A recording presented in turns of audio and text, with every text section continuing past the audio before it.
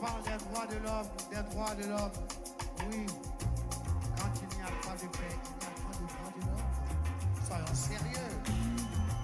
Yeah! Et je voudrais ici interpeller la France, les États-Unis, la Russie, la Chine, l'Angleterre.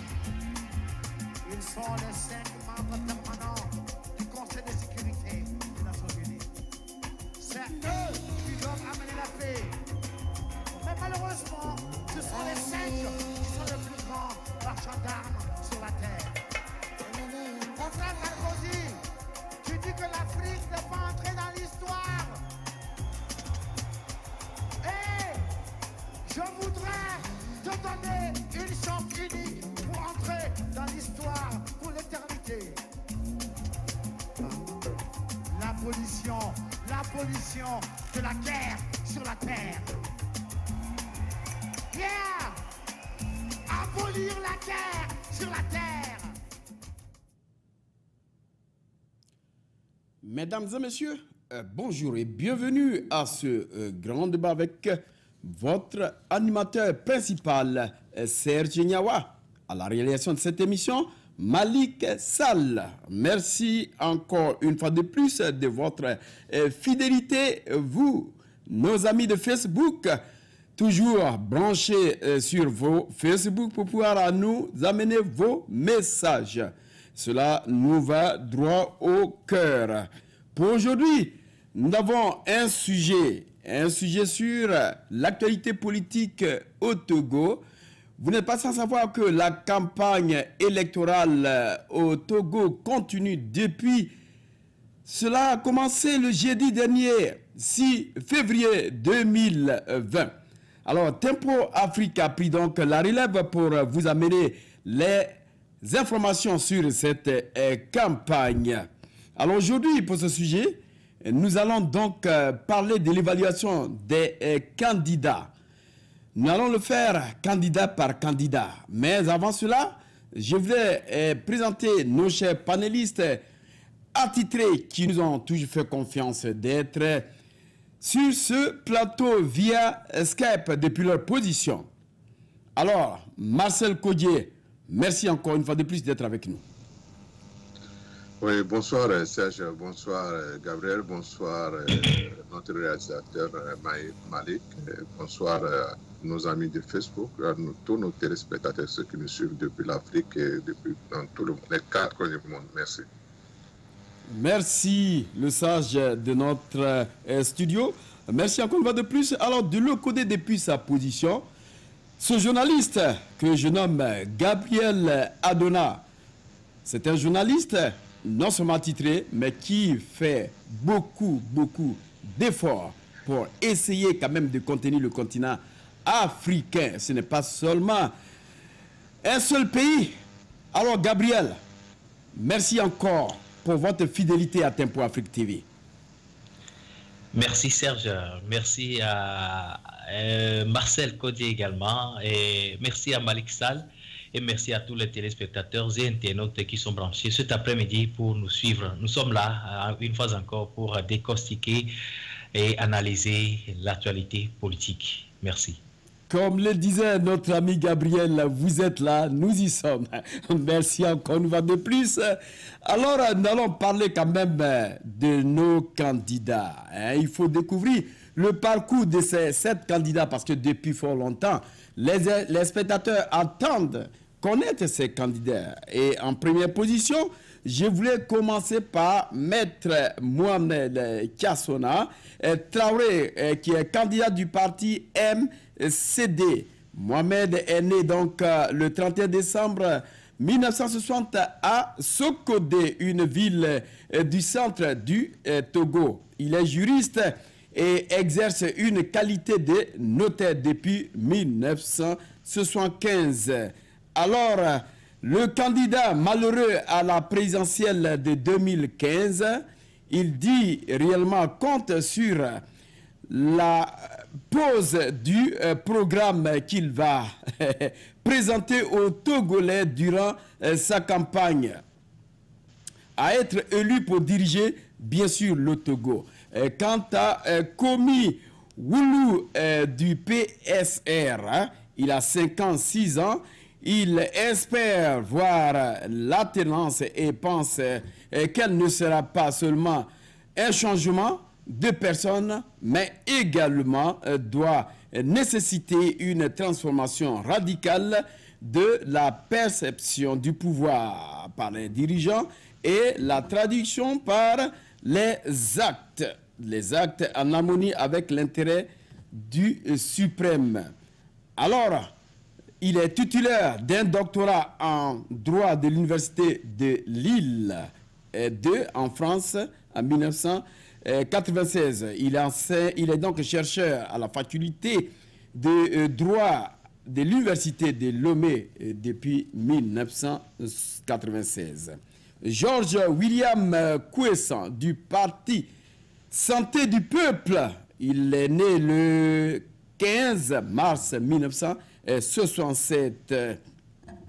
Il obtient son baccalauréat et opte pour la faculté de médecine de l'université de Lomé. Il est titulaire d'un diplôme d'état de doctorat en médecine à l'université de Louvain, en Belgique précisément. Le candidat William compte en cas de victoire rééquilibrer réellement les donnes politiques. Il promeut aussi de redonner confiance au peuple qui, selon lui, est dépassé par la souffrance affligée par un même régime depuis 50 ans.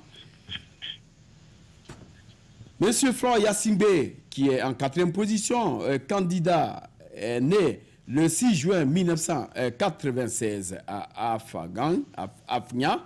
Il est donc, depuis sa carrière politique en tant que député au Parlement, sous l'étiquette du RPT UNIR.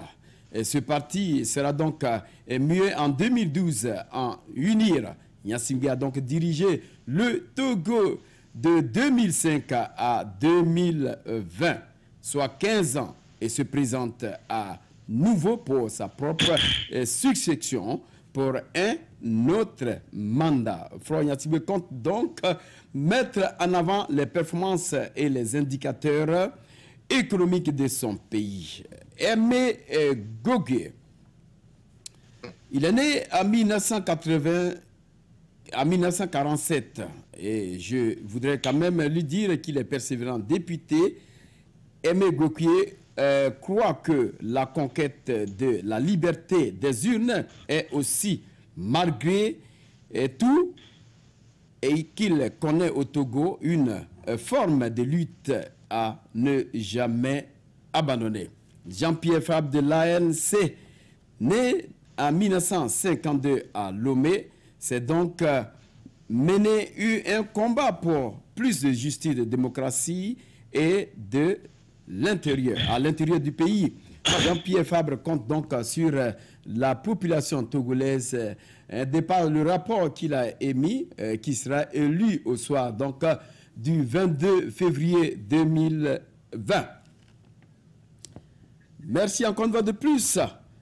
Monsieur Agoyeme Kodjo Messan, d'ailleurs même né le 12 octobre 1954 à Pogli, sud-est du Togo, dans une famille modeste, ancien président de l'Assemblée nationale et ancien ministre, Agoyeme Kodjo a pensé renouveler le système dans lequel il était, mais a dû faire à des incompréhensions qui l'ont conduit en exil.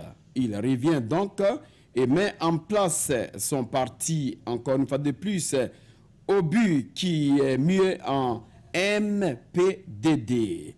Sur base des acquis et expériences, M. Kodjo prend donc les forces de l'opposition pour réclamer réellement l'alternance. Merci pour nos amis de Facebook qui nous prennent en marche. Alassane So, Landry Larc-en-Ciel. Ousseni Eliasso qui nous dit aussi bonsoir, qui participe également, sans toutefois oublier Fatou Djom, Rose Badamassi participe également et qui nous dit bonjour. Quant à Messager Ousseni, non seulement il dit bonsoir, mais il y a aussi notre ami Messan Richard, Marcel Koguier, qui participe également à cette émission. Alors, merci encore une fois de plus à nos amis de Facebook. Mesdames et messieurs, nous allons maintenant rentrer dans le vif du sujet pour ce grand débat. Et je voulais laisser tout de suite le choix à notre envoyé spécial, Gabriel Adona, de nous faire le point de la semaine pour, en tout cas, ces élections, cette campagne de nos candidats au Togo. Gabriel, à vous l'antenne. Oui, merci Serge. Effectivement, pour ce qui concerne le point des campagnes présidentielles au Togo, il est à noter tout simplement que les campagnes tendent petit à petit vers la fin. D'ici le mercredi au soir, dans la nuit, les campagnes seraient déjà à leur fin et le samedi prochain, c'est le jour J, où les Togolais sont invités aux urnes. Donc, pour ce qui concerne les différents partis politiques, leur parcours, ils sont à mi-chemin. Les deux grands partis politiques, UNIR et FPT, soi-disant, et également l'ANC, qui sont partis directement au Grand Nord, ils sont en train de se rabattre petit à petit vers le sud. Donc, actuellement, ils sont dans la préfecture du Grand Croto. Donc, il y a Jean-Pierre Fabre qui est déjà arrivé dans la préfecture de Agou.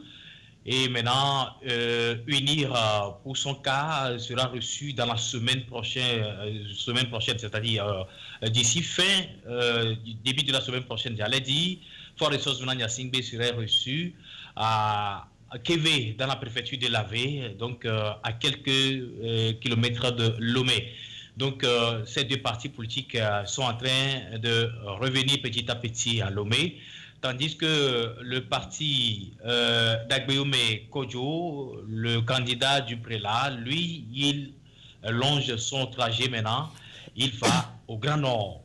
Donc, actuellement, il serait déjà secouru, si je ne me trompe pas, selon son cortège qui est déjà parti de Lomé ce soir. Donc, il serait de l'autre côté, il va terminer les derniers jours, bien sûr, de ces campagnes-là au Grand Nord. Et maintenant, pour les autres partis politiques, comme venait de citer Aimé Gougué et Tchassona Traoré, plus puissants, donc ils sont tous en train de battre les campagnes. Mais le grand constat qui est remarqué sur le terrain est que le parti au pouvoir, parti UNIR, se montre comme déjà un parti qui a déjà les puissances derrière lui. Donc ce parti politique est en train de provoquer d'autres partis politiques sur le terrain, surtout les partis politiques de l'opposition. Donc c'est ça qui a été quand même un obstacle pour Jean-Pierre Fabre dans le Grand Nord. Donc Dieu merci, ils ont su gérer d'une manière ou d'une autre avec les forces armées. Et finalement, il n'y a pas eu d'incident. Mais Jean-Pierre Fabre a été empêché dans certaines localités, précisément certaines préfectures, de pouvoir passer son message. Tel est quand même le point. Mais pour les autres partis politiques, non, ils ont été laissés dans leur sillage de passer bien leur message. Sauf que le candidat du prélat, Agbeyome Kodjo, il est vrai que la tendance sur le terrain, après uni, il faudrait retrouver Jean-Pierre Fabre et Agbeyome Kodjo vient en troisième position. Donc, tel est quand même le point. Pour les autres partis politiques, ils sont en arrière. Merci, Serge. Merci donc Gabriel Adona depuis votre position. Je pense que nos chers panélistes ont donc compris réellement le message que vous venez de passer. Alors Marcel, avant de pouvoir faire l'évaluation de nos candidats, alors quelles sont les analyses faites-vous vis-à-vis de l'intervention de Gabriel depuis sa position? Bon, comme il a dit, bon, les partis, chacun fait son petit métier. Bon, donc, chacun va vendre va donner son discours, comment va frimer son public, et chacun fait son petit pas de danse pour pouvoir rengarer le four. Agbouémé est devenu un grand danseur et il est maintenant fort aussi pour l'emboîter. Donc, c'est ce qui est un peu comique dans cette campagne. Pour qui n'a jamais dansé, il commence à exécuter des pas de danse. Donc, ça veut que vraiment.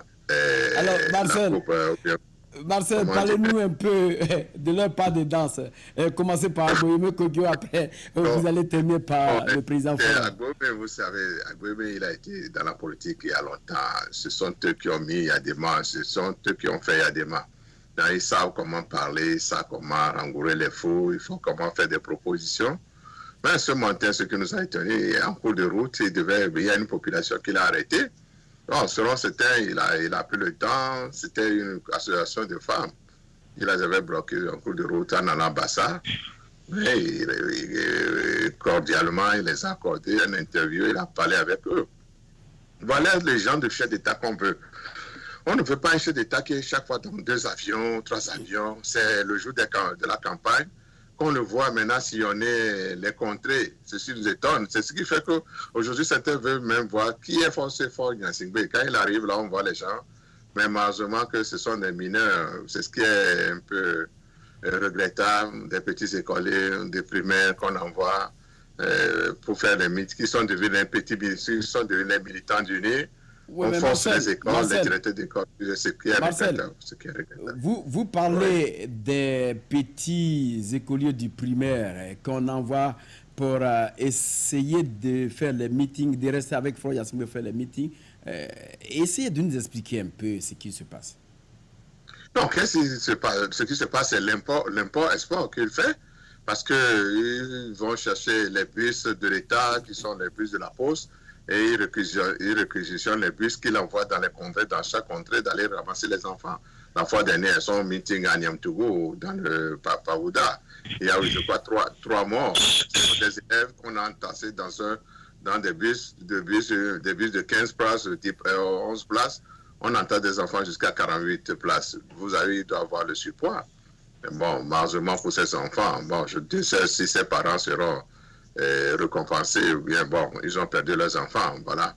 Est-ce que nous disons à certains parents, conscients d'envoyer les enfants, mais comment on force les écoles, avec les directeurs d'école aussi qui sont complices de ces histoires, parce que quand tu n'envoies pas tes enfants au meeting à la haie, et les enfants, ce qui est décevant, on fait sortir les enfants de l'école déjà à 6 h du matin, 7 h du matin, et les enfants reviennent très tard le soir, désœuvrés, ils n'ont rien à manger, ils ont faim. La preuve, ça s'est passé la fois dernière à Daïn, il n'est même pas arrivé. On a gardé les élèves là-bas jusqu'à 13 h. Vous vous rendez compte? D'accord. On va tout à l'heure revenir sur ces élèves. On ne va pas y échapper, mais je vais d'abord revenir dans ce studio pour accueillir notre ami Yves Kenao qui est avec nous. Merci encore de plus, M. Yves Kenao, d'être de la partie pour ce grand débat. Vous avez écouté Gabriel, il a essayé de nous donner les informations sur la campagne électorale. Il a parlé donc de provocation de d'autres partis d'opposition. La provocation à d'autres partis d'opposition. Et l'ANC a été aussi empêché de pouvoir faire son meeting. Et Kogyo Agbouémé également. Alors, M. Kenao, quelles sont vos réactions? Merci beaucoup, Serge. Tout ce que je peux dire, c'est que, bon, vous savez, en Afrique, c'est très difficile lorsque vous êtes candidat de l'opposition de battre campagne en face du candidat au pouvoir. En Afrique, c'est très difficile parce que le candidat au pouvoir, les responsables locaux sont du parti du pouvoir. Les préfets, les sous-préfets, les maires, patati patata. En 90%, ce sont des gens du gouvernement et que pour avoir ces postes, ce n'est pas un diplôme, ce n'est pas un concours, c'est une récompense politique. Donc ces gens-là sont seulement zélés, ces gens-là sont seulement tenus à leur poste, qu'ils font tout pour faire plaisir à leur chef.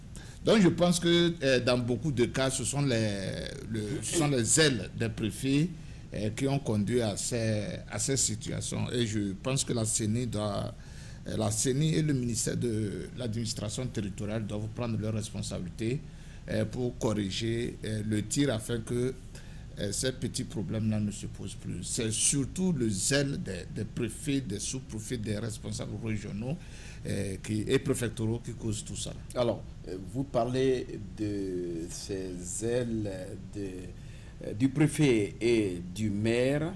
Alors, quand tout à l'heure, Marcel parlait quand même des élèves du primaire qu'on enlève de l'école et puis on va les transporter dans les bus, ou bien on leur dit exactement d'être là, on ferme l'école. Alors, comment est-ce que vous pouvez analyser une telle situation? Non, c'est pas nouveau.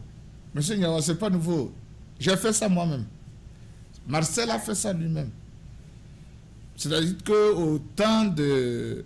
C'est une pratique du temps du feu et Yadema.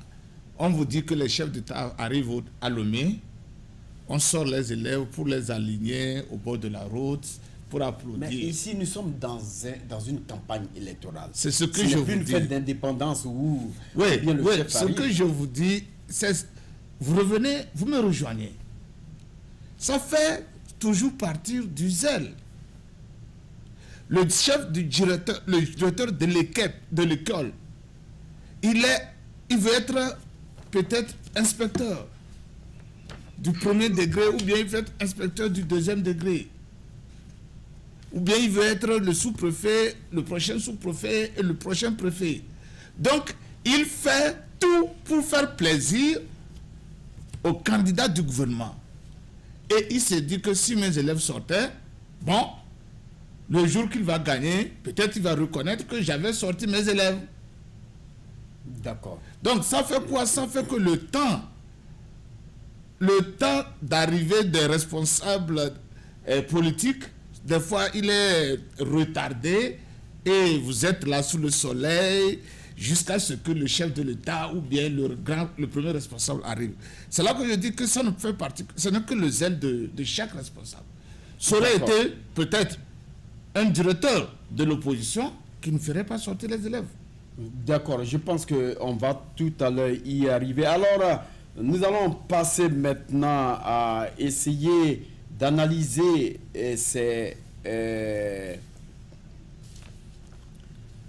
nos amis, les candidats, bien sûr. Nous allons quand même essayer d'analyser quel poids ces candidats essaient quand même de peser au vu ou au su de la population qui les accueille. Alors, Gabriel, si vous êtes avec nous, essayez quand même de nous parler. D'accord, merci encore une fois de plus. Alors, Marcel, nous allons parler du poids de ces candidats. En commençant par notre ami Traoré. Alors, que pensez-vous de ce candidat? Non, Traoré, quand vous dites un Togolais, je dis Traoré, les gens vont te dire que non, lui, là, on ne le connaît pas sur le plan politique. Bien sûr qu'il a fait partie de la coalition des histoires, mais tu sais, il n'est pas un candidat de poids lourd. Aujourd'hui, quand il faut parler des candidats de poids lourd, il faut mettre Fabre, Agbéomé, professeur Gougoué. Bon, ceux qui sont connus sur la scène, le professeur, comment il s'appelle, son nom m'échappe là. Alors, oui, le professeur Olo. Bien, bon, tous ces gens, ce sont les gens qui ont fait la C14, donc leurs noms ont été connus. Je crois que Tchassona aussi a fait la C14. Mais depuis que Tchassona, entre-temps, parce que des rumeurs circulaires qui devaient être à la Cour constitutionnelle, il a rompu les bancs au niveau de la C14, donc les gens l'ont traité de tous les mots. Donc je me demande, bon, je n'ai pas encore rencontré son meeting, hein. Je ne sais pas si peut-être il le fait ailleurs, ou bien je ne sais pas s'il le fait ailleurs, puisque aujourd'hui on ne voit pas Tchassona dans les campagnes. Vous voyez? Donc ce qu'on voit juste c'est Agbéomé, Fabre et comment on appelle ça, Fogna Singbe. Sinon, les autres candidats, bon, je pense qu'au niveau de Gbagbo, lui, il a pris le nom, il est de Dapan. Donc, depuis lui, il n'est pas encore arrivé au sud. Bon, il est toujours dans son fief. Bon, il est en train de faire sa campagne dans son fief. Peut-être bientôt, il va descendre à Lomé dans le sud. Agbomé, lui, il est en train de monter. Bon, je vois, ce sont les candidats du poids. Aujourd'hui, quand vous allez, vous voyez, bon, c'est Agbomé qui est réclamé par le peuple. C'est fort, lui qui fait l'import-export. Il y a Fabre aussi qui a aussi son électorat. Mais ce que le constat, c'est juste de ces derniers temps, Fabre est en train de perdre son électorat. La foule n'est plus la foule de grand jour pour Fabre. Voilà aussi. Alors, qu'est-ce qui explique cela, M. Marcel? Non, pour Fabre, nous pouvons dire que, parce que ce qu'on nous reproche, peut-être c'est sa grosse tête, c'est qu'il n'avait pas voulu écouter l'évêque. Il y a ça aussi. Et son départ de la C14, départ là, on l'a demandé de revenir. Bon, aujourd'hui, les gens l'accusent que c'est lui qui est à la base de la décapitation de la C14. Aujourd'hui, les Togolais disent qu'ils ont voté pour Fabre en 2010, en 2015. Il a promis de leur arracher la victoire. Dès que le résultat au soir, il va se voir. Il n'a pas fait. 2015, tout le monde s'attendait. Les 3 jours après les élections, les gens s'attendaient. Le jour son représentant, la CENI, a fait du cafouillage. Tout le monde s'attendait que Fabre allait proclamer, donner son résultat. Il nous a dit qu'il veut compiler les résultats. Et on a attendu 3 mois après. Avant de le faire, comment ils ont appelé, ils ont donné un nom là. C'est après 3 mois, mais en ce moment, Faure, lui, c'est déjà, il a prêté serment. Est-ce qu'il peut revendiquer encore ça? Donc, ça a découragé la population. D'accord, on va revenir tout à l'heure à vous pour continuer. On va aller rapidement sur nos amis de Facebook qui nous envoient leur message. Bonjour de l'autre côté Facebook ou Oumé Hassan. Chine Delove qui participe également, ou Seni le messager, qui dit que nous allons nous mobiliser pour voter et protéger le vote. Mais pour une fois, nous demandons à l'armée d'être républicaine. Alors Yves Kenaou, est-ce que vous voulez quand même dire quelque chose à ce que notre ami, le messager, est en train de dire? Est-ce que c'est réel? Est-ce que l'armée n'est pas réellement républicaine? Bien, je sais que l'armée, elle est républicaine, mais de par son agissement, les uns et les autres peuvent interpréter cela comme ils le pensent. Parce que si vous dites sur le plan républicain, je ne sais pas ce que les gens mettent dans le plan républicain. Une armée nationale, elle est d'office républicaine, par définition. Une armée nationale, par définition, elle est républicaine. Donc, je suppose que la définition-là s'applique à l'armée togolaise. D'accord. Cette définition s'applique à l'armée togolaise. Alors, essayons quand même de faire l'évaluation de ces candidats. Quel est le candidat qui a plus de poids dans cette campagne présidentielle? Moi, je ne parlerai pas de candidat qui a plus de poids. Je parlerai des candidats fiables.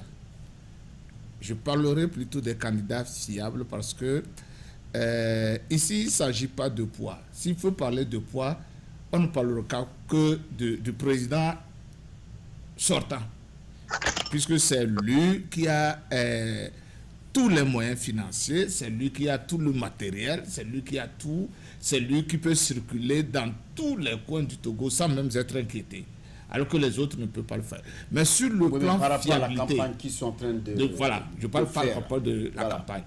Sur le plan de fiabilité, on peut dire que Agbomé et Faure Gnassingbé sont les seuls candidats fiables à l'heure actuelle. Alors comment est-ce que vous l'expliquez? Je l'explique tout simplement par leur capacité de mobilisation de lecteurs.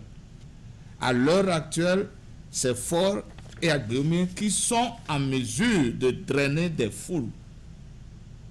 Et ça, on ne peut pas le nier.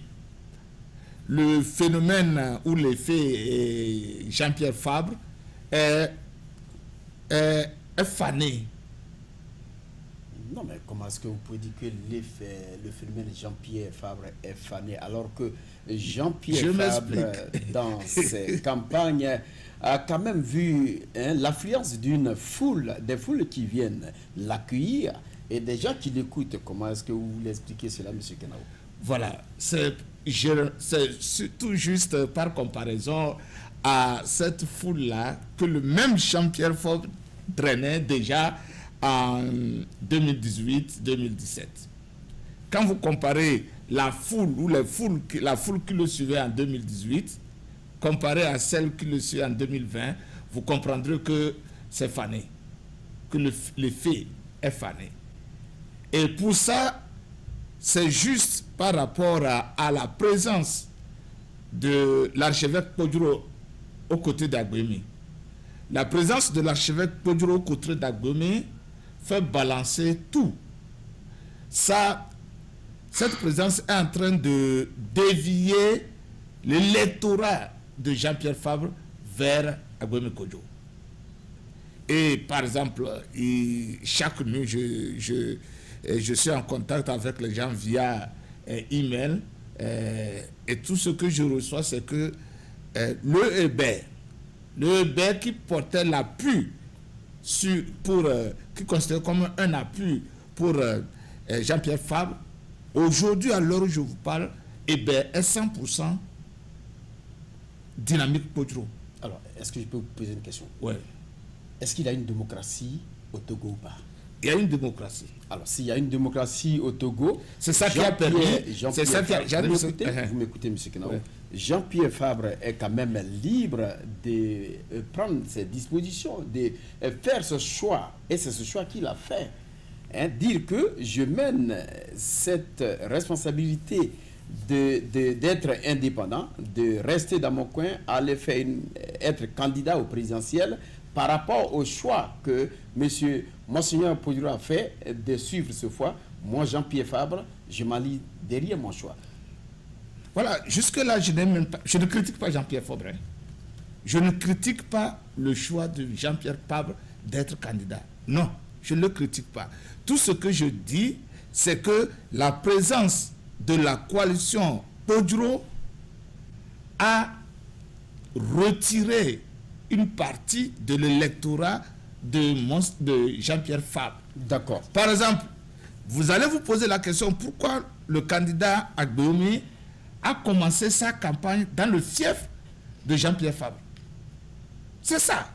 C'est qu'il a pénétré profondément le fief de Jean-Pierre Fabre, qu'aujourd'hui, ce fief-là est divisé entre Jean-Pierre Fabre et la dynamique Agbemi. D'accord. La dynamique Podjoro. D'accord, on va revenir tout à l'heure. Bon, les autres là, moi je les appelle des candidats de figuration. D'accord, des candidats de figuration ou pas, ils sont en train de battre leur campagne comme bon se devait. Alors, nos amis de Facebook participent également. Monsieur Kelvin Morgan, Ameno de Ferry. Merci encore une fois de plus. Bonsoir à vous aussi, Ferry.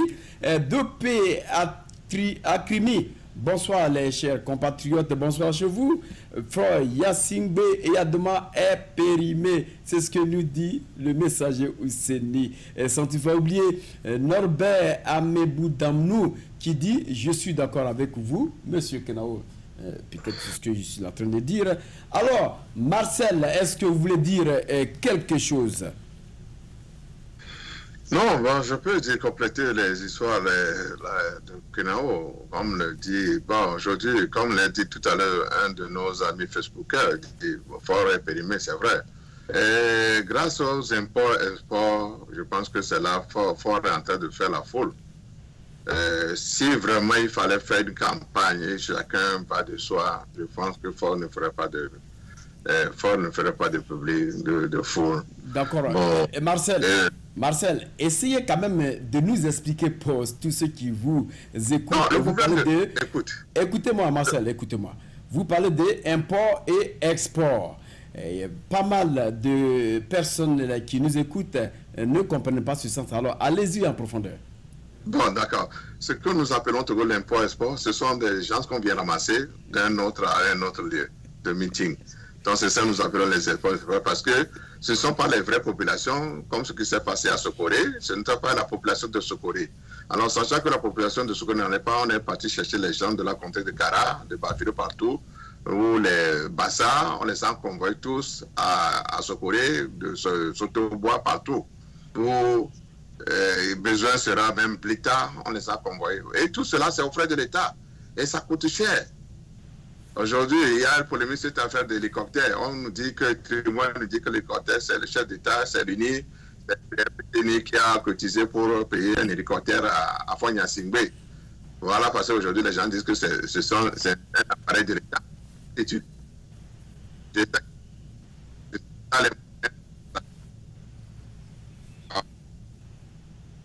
Je sais qu'il a les moyens de s'acheter un hélicoptère, mais pour moi, aujourd'hui, parce que tous les fonctionnaires, tous les chefs personnels, même aucun cadre n'est plus allumé. Tous sont rentrés. Comment est-ce qu'on peut utiliser le personnel de l'État à des fins politiques? Voilà, des juges, tous les juges aujourd'hui, il n'y a plus de tribunal, tous les juges sont en campagne. Mais on ne comprend pas. On ne peut pas vous utilisez le matériel de l'État, après on utilise les personnes pour aller mobiliser les gens dans le... Donc on demande dans chaque cadre, il faut faire venir vos troupes pour votre population, sans cela, on va vous sanctionner. Donc il y a des cadres même qui vont pleurer, ça pour non, venez, sinon aujourd'hui je serai mal vu, des histoires. Et on met des trucs, des milliards, des millions à leur disposition. Alors c'est ce que nous appelons les imports-exports. On ne peut pas forcer les gens à venir à un meeting. Voilà qu'aujourd'hui, Agboum ne le fait pas. Agboum, quand il arrive, c'est la population même qui sort. La preuve, vous avez vu à Tablibo, vous avez vu à Vaughan la fois dernière, à Bassa, l'ambiance à Bassa. Et demain, je pense qu'il va défier, j'espère. Demain, il va défier Fonya Singbe, parce que Fonya Singbe s'est dit que c'est lui qui a fait la foule à Sokodé, il a chassé à Tchadam. Et à Tchadam, tout cela, tu vois, ça va de soi, selon lui. Mais qu'il laisse Agboum faire son meeting demain, on va voir si vraiment Agboum ne fait pas la foule demain à Sokodé. Voilà, vous ne pouvez pas réprimer un peuple, et maintenant vous allez nous dire que ce peuple qui a été réprimé depuis combien d'années, et vous allez dire que ce peuple est sorti massivement pour vous applaudir, ça c'est là, nous, on voit, parce que pourquoi nous disons aussi qu'il y a l'import-export? Parce qu'aujourd'hui, les chauffeurs qui ont transporté les gens à Bassa, à Sotobois, et les chauffeurs sont en train de sortir les griffes. Ils disent qu'on ne les a pas payés. Ce qui fait qu'aujourd'hui que nous sommes sous l'aide des numériques, et tout le monde, les gens possèdent des trucs sur les Facebook et les WhatsApp qui n'ont pas été payés. Voilà. D'accord. Je crois qu'on va y revenir, mais nous allons poursuivre notre campagne avec nos candidats. Ils sont au nombre de 7. Alors, Monsieur Yves Kenao, Marcel vient d'évoquer quelque chose de plus important et il pose une question. Comment utiliser les fonctionnaires d'État à des fins inutiles? Qu'est-ce que vous appelez fins inutiles? Marcel vient de nous dire que les fonctionnaires d'État sont allés tous faire la campagne et tous les bureaux sont vides. Alors, la question qu'il est en train de poser, comment on peut utiliser les fonctionnaires d'État à des fins inutiles? Voilà, c'est vous qui les trouvez inutiles. C'est la question que Marcel pose. Non, je dis, soit c'est vous qui la trouvez inutile, ou c'est Marcel qui l'a trouvé et qui la trouve inutile. Parce que ceux qui le font, je vous dis, ne la trouvent pas inutile. Il a bien dit dans son intervention que certains vont aller même jusqu'à supplier la population de sortir, sinon on va les accuser, on va les punir. Mais c'est là où l'inutilité n'existe plus. Puisque la cause directe de ne pas faire la chose, c'est d'être puni. D'accord. Donc, c'est pour vous dire que ceux qui le font, ils le font pour un but précis, c'est de sauver leur poste. D'accord. Et si vous ne le faites pas, vous serez plus ou moins puni. On ne le dit pas ouvertement, mais la prochaine fois, c'est qu'on va dire qu'il y a un remaniement ou bien on est en train de nommer un nouveau directeur dans votre service. Voilà, D'accord. c'est politiquement, c'est ce qui se passe. Alors, politiquement, c'est ce qui se passe. Notre ami Ouseni, le messager de Facebook, dit réellement que Agboyeme Kogyo et Jean-Pierre Fabre sont ensemble. Il met ça à Kpako, qui dit que les matchs se jouent entre Fort et Agboyeme. Alors, quelle est la réponse que voilà, vous pouvez... Fabre et Jean-Pierre ne sont... Et Fabre et Jean-Pierre sont ensemble. Fabre et Agboyeme ne sont pas ensemble. Ce sont des gens qui rient, qui disent, qui se comprennent, qui s'entendent, mais qui, techniquement et pratiquement, sont opposés. S'ils étaient les mêmes, l'un allait céder pour l'autre. Ils sont en train de compétir pour le même poste, la présidence de la République togolaise. S'ils étaient ensemble, ils n'allaient pas compétir, puisque un d'entre eux va échouer. Puisqu'il n'y a pas de place pour un président, il n'y a qu'une seule place. Donc, quoi qu'il en soit le cas, un va échouer et l'autre va passer. Effectivement, celui qui dit que le match se joue, ou bien les matchs se jouent entre Fort et Agboyeme, c'est ce que je viens de dire fiablement, ce sont les deux candidats qui peuvent se dire qu'ils vont aux élections. Réellement.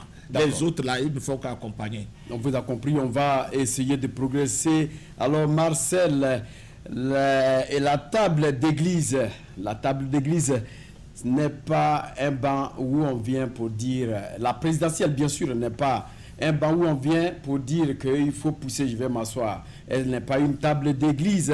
Alors, les candidats aujourd'hui sont en train de se bousculer sur le terrain pour essayer de plaire à la population togolaise pour savoir qui sera le candidat le mieux vu. Alors, Marcel, on parle aujourd'hui du financement de l'opposition. Mais à quand ce financement? Est-ce que le financement de l'opposition, des partis d'opposition a été réellement fait pour mener à bien cette campagne? Non, le financement, je crois que c'est un décret présidentiel qu'il a pris. Bon, de toute façon, c'est dit que le candidat qui va, je crois qu'on doit le payer. Bon, quand on a fait le calcul, dans les 500 millions qui a été déboursés, normalement c'est 300 millions. Dans les 300 millions, on doit distribuer les 300 millions pour les 7 candidats. Vous voyez, aujourd'hui, Fort lui utilise l'argent de l'État, les histoires de l'État, avec les histoires. Mais il sait qu'il ne veut pas que les autres utilisent l'argent de l'État. Pourtant, c'est un décret que lui-même il a pris. Normalement, cet argent devait être à la discussion de la CENI. Normalement, c'est la CENI qui doit distribuer cet argent. Du moment où vous avez pris les 20 millions d'esprit de caution des gens, vous avez dit, bon, vous allez leur apporter une assistance. Et ça a été dit, le gouvernement ne porte pas une assistance aux partis politiques. Normalement, dans les pays, chaque parti politique a un budget. L'État octroie quelque chose, je crois que Togo, ça ne se fait pas. Donc, vous avez dit, quand vous ne le faites pas, au moins pour la campagne, vous savez que les gens ont besoin de l'argent, des gadgets, des tricots, des déplacements, du matériel. Mais veuillez les satisfaire.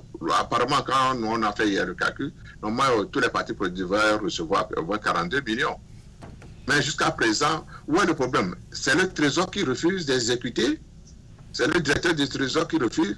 Et c'est le président de la CENI qui n'a pas donné l'ordre. C'est le ministre qui a mis la main sur la main, qui a mis la main sur l'argent. Est-ce que c'est Faure Gnassingbé qui a donné l'ordre? Parce qu'au Togo, aujourd'hui, tout l'histoire doit l'ordre de venir d'en haut. On a dit, on n'a pas encore reçu les consignes. Pour un décret, on peut nous dire qu'on n'a pas encore reçu les consignes. Voilà que vous savez que les gens ont besoin de cet argent pour leur campagne. D'accord. C'est pour cela peut-être, moi je peux dire qu'aujourd'hui, quand on ne voit pas Tchassona, on ne voit pas le professeur Oulou les oies, certainement qu'ils attendent. Et ils ont à payer des imprimeurs, ils ont à payer des voitures, l'essence, les bons d'essence pour leur truc là. Si vous n'avez pas mis les... Comment les gens peuvent faire battre campagne? Oui, mais Marcel, ouais. Écoutez-moi. Avant d'abord de poser cette question, je voulais quand même saluer nos amis de Facebook, à commencer par Ouseni le messager. Il dit que Agboyeme m'a impressionné, il danse bien.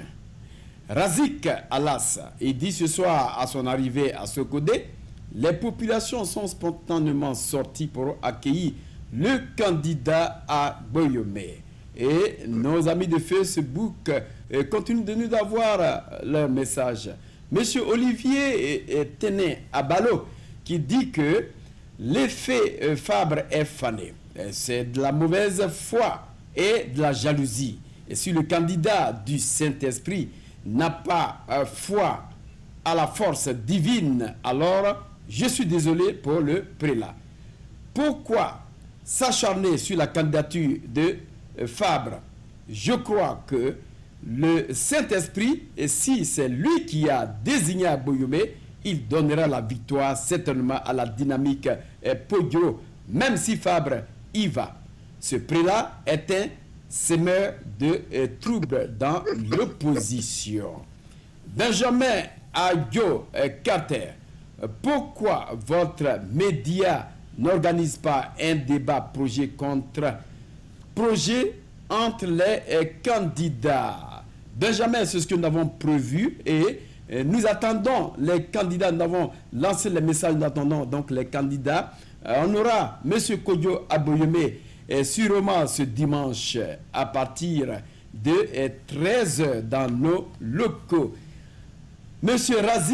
Razik Alas qui dit que le président Faure doit laisser les soins, disant journaliste togolais, l'interviewer dans cette campagne pour nous parler de son bilan et pourquoi le peuple doit encore lui donner une autre chance. Alors Marcel, avant de pouvoir continuer sur cette lancée de financement, nous allons répondre à nos amis de Facebook. Alors Marcel, vous étiez en train de développer, je vous donne encore quelques moments avant de revenir à M. Kenao. Oui, par rapport, je dis, répondre à un ami Facebooker là, qui parlait que les médias, faut les journalistes. Oui, d'abord, s'il ne veut même pas que les journalistes, il faut qu'il accepte qu'ils fassent un débat télévisé avec Aboyoumé, avec tous les candidats. C'est ce qui se fait dans les grands pays. En Côte d'Ivoire, on a vu Gbagbo et Alassane, ils se sont débattus sur la télévision. C'est un débat du siècle. Pourquoi Faure ne peut pas lui dire qu'il a toutes les histoires? Mais il n'a qu'à le faire. Pour nous, si on veut le voir, notre président débattre avec ses opposants, de nous faire son bilan et d'écouter le programme des autres candidats. Ce n'est pas aller devant une scène, devant un micro, dire que oui, un individu se proclame qui a parlé à l'armée, parce que lui-même il est allergique, 15 ans il n'a rien proposé à l'armée. Aujourd'hui, quelqu'un propose un truc là à l'armée, il a peur que l'armée rejoigne, peut-être faire face à l'allégeance à Aboyoumé. Tout cela, bon, c'est pour menacer les gens. Mais il y avait une question là qui me brûlait. On avait dit, oui, est-ce que l'armée togolaise est républicaine? Il n'y a que des saints miliciens, des gens qu'on a concoctés, ces anciens, comment on appelle, ces anciens, le mot m'échappe, comment ils s'appellent, les retraités de l'armée, qu'on aurait pris, à ce moment, on les rhabille, on les donne des treillis, et c'est eux qui sont les miliciens, et qui font le zèle, partout quand vous les voyez, même ils sont civils, c'est eux. Et certains officiers qui ne veulent pas perdre leur poste, donc c'est eux-mêmes, parce que vous savez qu'on dans la monde exécution, réclamation, bien exécution avant réclamation. Bon, c'est là on met les jeunes militaires là, oui, allez-y, faites ceci. Mais est-ce qu'ils le font à cœur joie? Non. C'est pour cela que nous avons une démocratie réelle au Togo. Là, on verra qui est qui. On ne va pas utiliser l'armée, ni utiliser les étudiants, ni les fonctionnaires d'État contre les candidats. On dit non. Tout à l'heure, un Facebooker disait que déjà l'arrivée de Aboyoumé à Sokode, et ça c'est l'arrivée. Hein. On a dit qu'il y avait une foule là, donc je me demande demain matin ce qui va se passer. Ce serait la marée humaine. D'accord, merci. Donc, Marcel, avant d'arriver à notre ami Yves Kenalo, on va rapidement aller sur nos amis de Facebook. Je pense, alors, merci encore une fois de plus.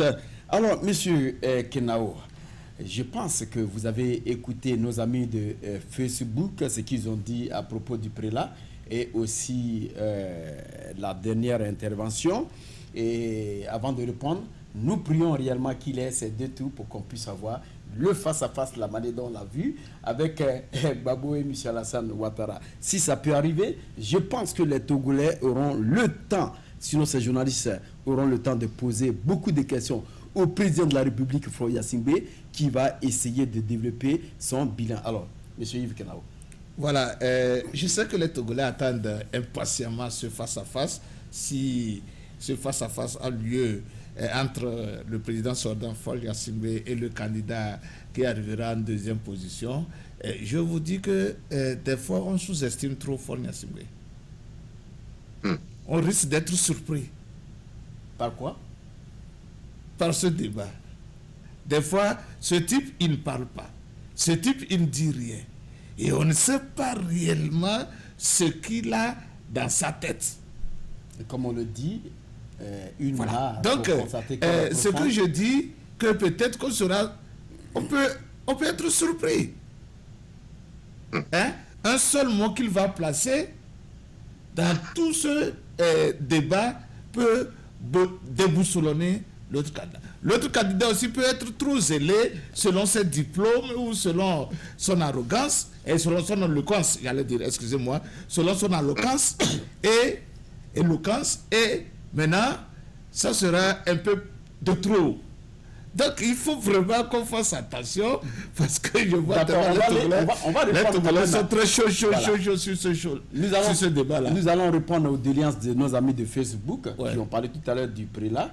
Et voilà encore notre ami Mfeli Yedi Bama qui dit « Je vous salue Tempo Afrique TV. On ne dirige pas le monde politique avec la Bible en main. Il faut le dire à certaines personnes. Tout le monde connaît les ouvrages ou du moins ces documents qui sont des instruments utiles à l'action politique. Il s'agit de monsieur... Bon, je pense qu'on ne voit pas l'autre message. Si on peut cliquer là-dessus, on pourrait quand même lire tout le message. Mais je voulais quand même dire à notre ami Félix que la Bible n'est pas un roman que vous pouvez lire. C'est un objet, c'est un matériel qui est beaucoup sacré. Alors Yves Kenaou.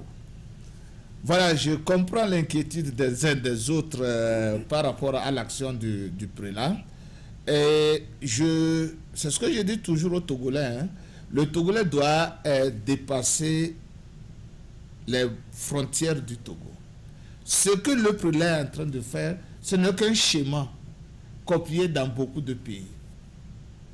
Et ce n'est pas la première fois qu'il fait ça. Il l'a fait durant la conférence nationale en 91.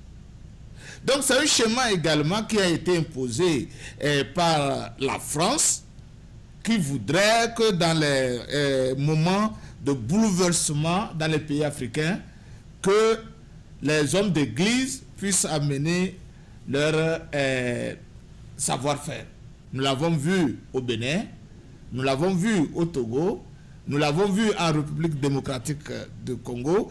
Et je voudrais dire au Togo qu'en République démocratique du Congo, les architectes sont même partis marcher dans les soutanes pour la cause de l'opposition. Donc encore ici, le prélat, il n'est même pas, il s'est prononcé, mais il n'a pas quand même rassemblé l'ensemble des archevêques et des prêtres pour marcher et protester. Je pense quand même qu'il y a eu, chez nous ici, c'est beaucoup plus dilué qu'ailleurs. D'accord.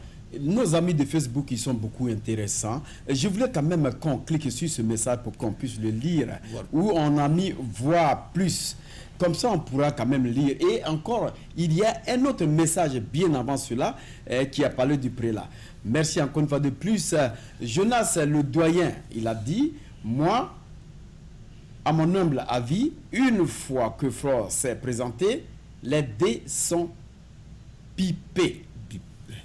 Même si Aboyome gagne dans les urnes, l'armée fera toujours l'allégeance à Faure Gnassingbé.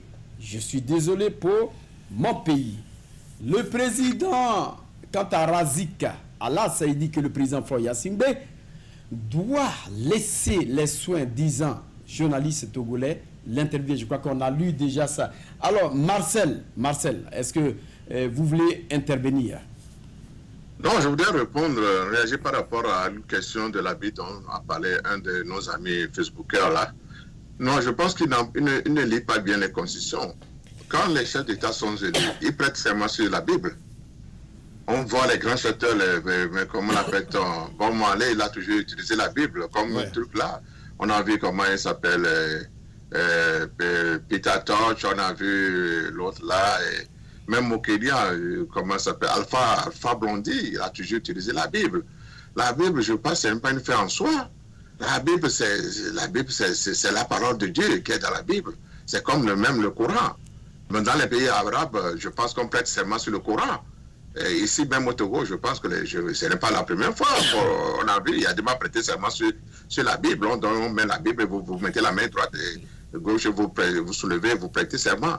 Donc, il dit que la Bible est un truc divin. Quand les gens ne comprennent pas, peut-être vous dites qu'aujourd'hui le prélat est devant. Ce n'est pas le premier prélat. Il y a le prélat de Tommy du Cameroun qui a déjà commencé cette bataille avec Paul Biya. Bon, il a plus de l'âge, je ne sais pas s'il vit encore, il a plus de l'âge. Il y a l'évêque. C'est que les gens n'ont pas compris. Si Kabila n'avait pas désisté, il n'avait pas voulu écouter. Moins juin, l'évêque Monsengo dont on parlait devait être candidat contre Kabila. Parce que finalement, quand on avait vu que, bon, il ne voulait pas céder, il faisait la grosse tête. Les gens disent, mais si le président, même Monsengo, les gens ont demandé, les politiques, lui-même, il a dit que les politiques même l'ont demandé, ce qu'il a constaté. Monsengo, toi-même, va. Nous allons te soutenir. Tu n'es plus évêque, tu es à la retraite. Nous allons te soutenir, tu fais peut-être 6 mois, 1 an, tu mets toi en place et puis c'est fini. D'accord, on va avancer un peu, Marcel. Nous allons avancer parce que notre question de financement reste toujours suspendue. Monsieur Oseni, le messager, qui a quand même dit 15 ans au pouvoir. Vous trouvez ça normal, Yves Kenao? Avant de répondre à cette question, je continue avec notre ami Sylvestre Jésus qui dit « Je vois que les 4 candidats savent qu'ils vont gagner, qu'ils ne vont pas gagner, mais ils participent aussi. Mais pourquoi ils font ça? C'est méchant, monsieur Yves Kenao. » Voilà, mon ami aussi, le messager, les 15 ans au pouvoir de Faure Gnassingbé n'ont rien à faire avec Yves Kenao.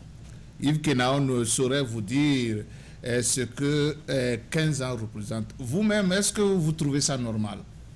Je ne sais pas si vous trouvez ça normal. Si vous trouvez ça normal, question d'amitié, il le pose. Il ne pose pas de manière à vous agresser. Il dit, mais monsieur Yves Kenao, écoutez, laissez-moi répondre. Je ne me suis pas laissez-moi répondre. Je suis en train de lui répondre. Ok, je lui dis que les 15 ans de pouvoir de Faure Gnassingbé n'ont rien à faire avec Yves Kenao. Et Yves Kenao ne décide pas qu'il fait 2 ans ou 5 ans ou 20 ans.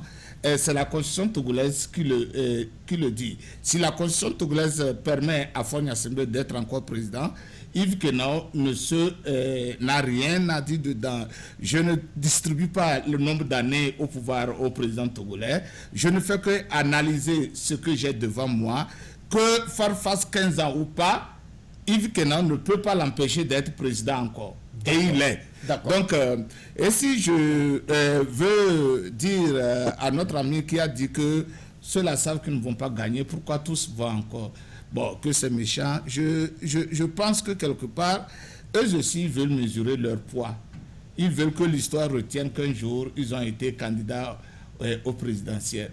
Et ensuite, si on peut distribuer après les 500 millions là, ils auront des miettes. À quand la distribution de ces 500? Je ne sais pas. D'accord. On attend toujours que Faure Gnassingbé donne l'ordre, donne le feu vert. Mais la campagne est en train de finir. Mais c'est une tactique, M. Nyawa. C'est une tactique de faire essouffler les candidats. Et quand on va vous distribuer votre parti, vous êtes déjà fatigué. Vous ne pouvez plus aller loin. D'accord, avant d'aller chez Marcel, on va essayer d'aller sur nos amis de Facebook. Didier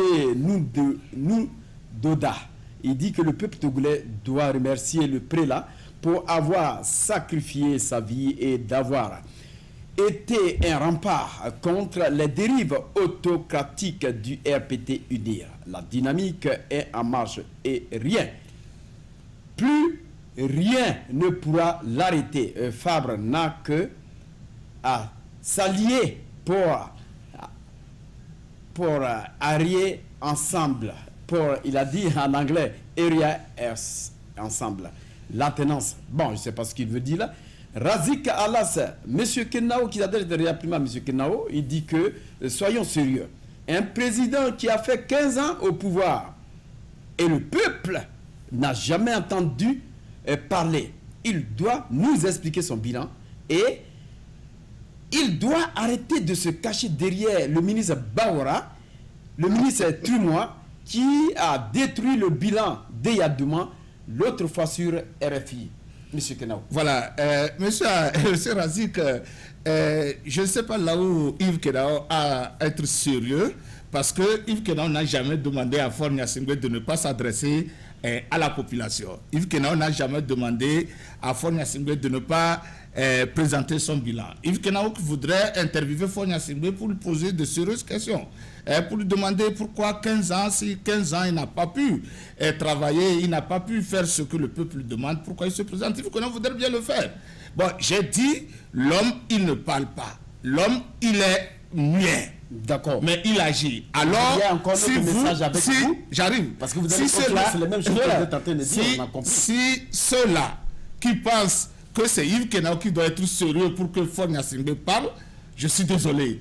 Yves Kenao ne peut pas forcer Faure à parler. Yves Kenao voudrait interviewer Faure Gnassingbé et lui faire parler. Je voudrais que les uns et les autres sachent que Yves Kenao n'a rien à faire avec Faure Gnassingbé. Yves Kenao vous dit toujours ce qu'il pense et ce qui doit se faire. Parce que tout ce que... Un instant, ce message peut faire taire tous les autres messages. D'accord. Yves Kenao vous a toujours donné son point de vue authentique et objectif. Si vous aviez suivi Tempo Afrique dès le début de la crise togolaise et jusqu'à ce jour, vous comprendrez que Yves Kenao n'a pas changé de position.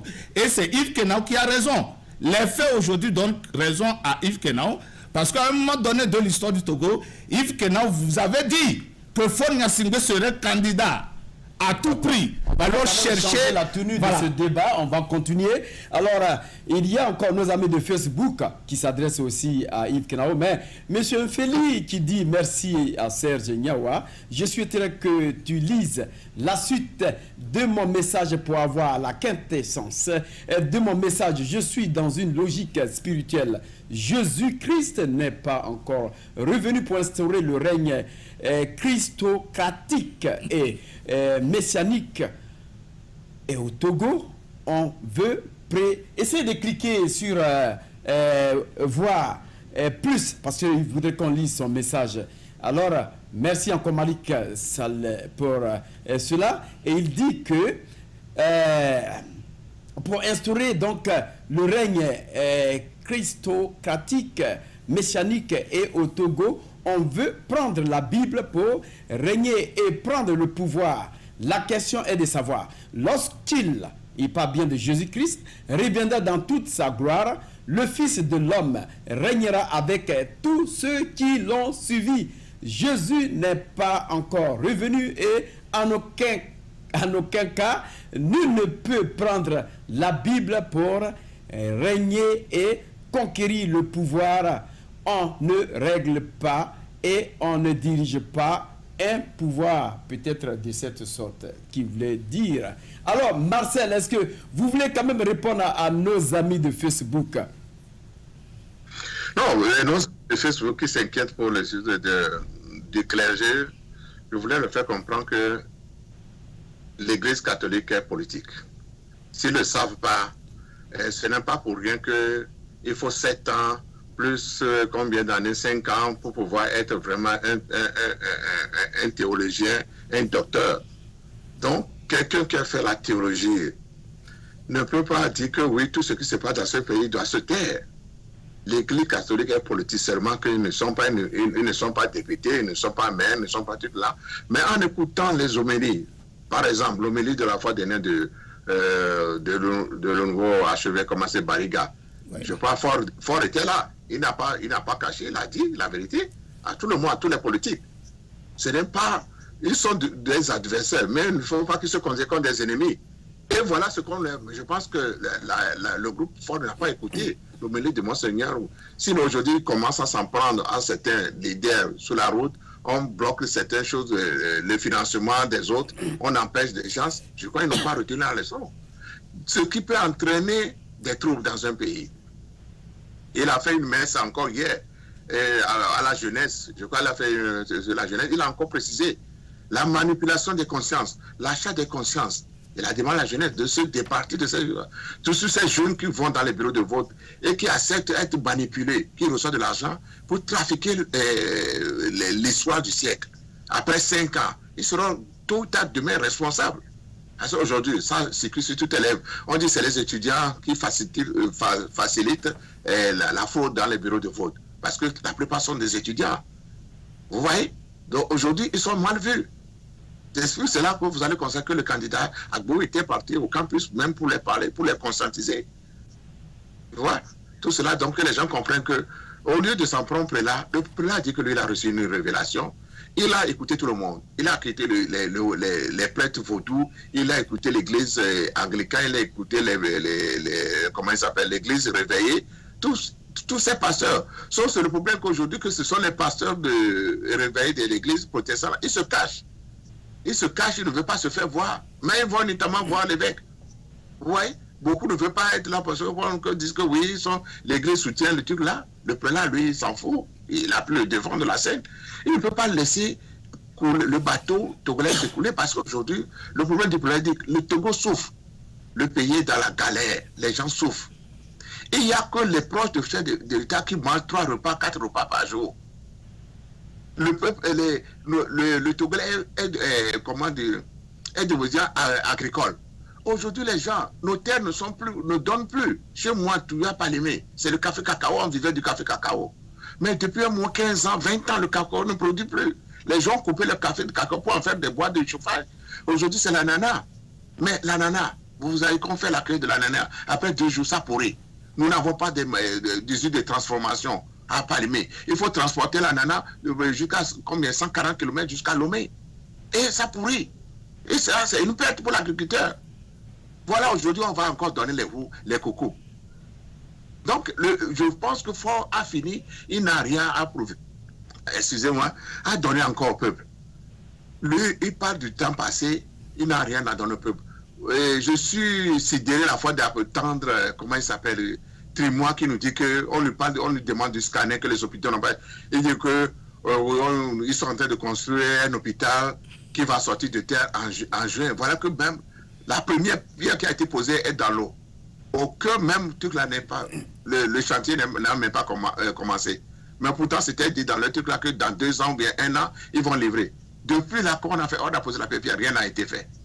C'est à l'orée maintenant des élections présidentielles. On nous dit que oui, on va faire l'hôpital. C'est là où on va placer les scanners. Moi, mon oncle ou bien mon beau-parent qui est à Pia, qui n'a même pas 5 000 francs, 10 000 francs pour se payer un truc là, va venir jusqu'à Lomé dans un hôpital sophistiqué de Faure-Gnassingbé, un hôpital imaginaire pour se faire scanner quand il souffre d'une maladie qu'il faut le voir. Voilà. D'accord. Faure-Gnassingbé ne fait pas souffrir uniquement que les gens du Sud. Plus il fait souffrir plus sa population du Nord. Aujourd'hui, le peuple de Kabylie ou le peuple du Nord souffre plus que le peuple du Sud. Donc il faut que les gens comprennent que ce n'est pas un problème d'ethnie, ni au Togo n'est un problème mais c'est un problème de Faure.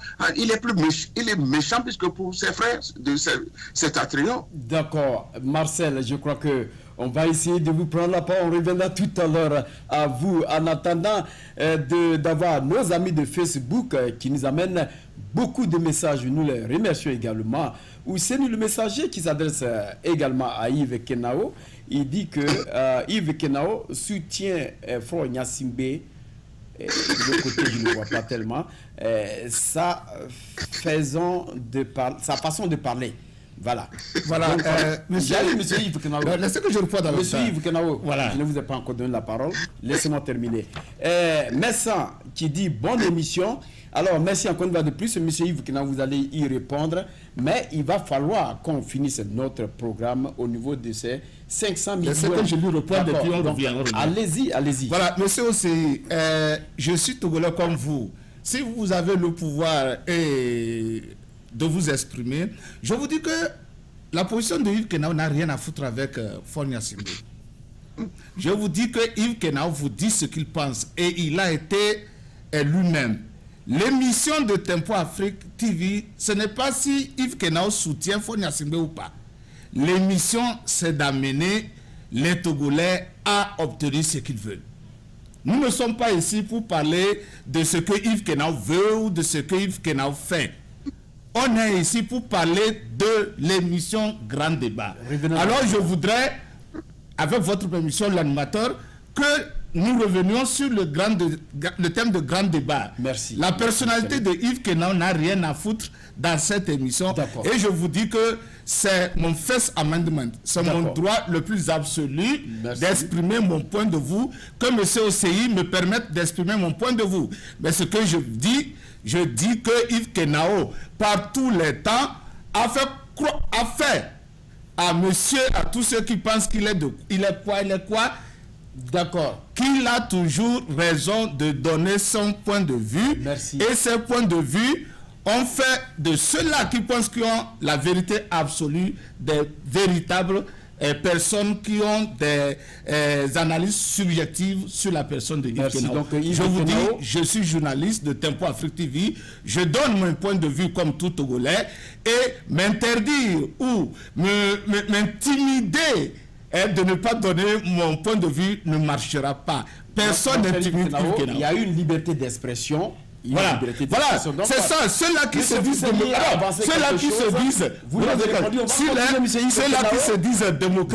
ceux-là qui se disent démocrates, ne voudraient pas que Yves Kenao dise, ne voulaient pas que Yves Kenao parle. Vous voyez, c'est ça. La parole est libérée. Nous allons continuer donc avec Razik Alas qui dit il n'y a pas de régime apolitique. Dans l'histoire, on dit toujours il faut séparer l'église et la politique, mais dans la pratique, ça n'existe pas. Dans le sacré de Dieu Dieu a toujours parlé des cas associés des citoyens. Et quittons dans le débat du Monseigneur et parlons des choses sérieuses. Merci encore une fois de plus, mais je voulais vous dire que dans la Bible, Élie a fait la politique, donc comprenez cela. Silvestro, Jésus qui dit que deviendra Fabre et les autres candidats s'ils échouent à cette élection. Je crois qu'on va répondre ça en dernière position. Mais revenons dans notre débat avec ce financement. Alors, M. Yves Kenao, avec ce financement de 500 millions de francs qui a été quand même porté par un décret, on nous dit ici que, selon le Conseil, 60% du montant sont répartis à égalité entre tous les candidats et 40% bien sûr du montant de contributions financées par l'État sont répartis proportionnellement au suffrage obtenu entre les candidats ayant obtenu au moins 10% des suffrages exprimés. Alors, pourquoi une telle option autour de l'aide de l'État? C'est normal, c'est pour décourager tous les citoyens d'être candidats. Vous savez, si on ne met pas ce garde-fou, tout le monde va poser sa candidature pour gagner cet argent-là. Maintenant, avec ces garde-fous, ça permet aux gens de réfléchir. Est-ce que j'aurai les 10%? Si vous savez que vous n'aurez pas les 10%, vous n'allez pas verser vos millions d'abord avant de récupérer. Mais si vous êtes sûr que vous aurez les 10%, vous pouvez vous permettre de verser vos dépôts, de l'argent qu'on demande comme caution, et après vous savez que vous aurez à avoir 40 ou 60% de ce que vous avez. C'est pour ça qu'on a mis ces garde-fous. Sinon, on devrait laisser à tout le monde aller. Alors, Marcel, je crois que vous avez écouté M. Yves Kenao. Restons encore une fois de plus dans le débat. Alors, on nous parle de ce financement. M.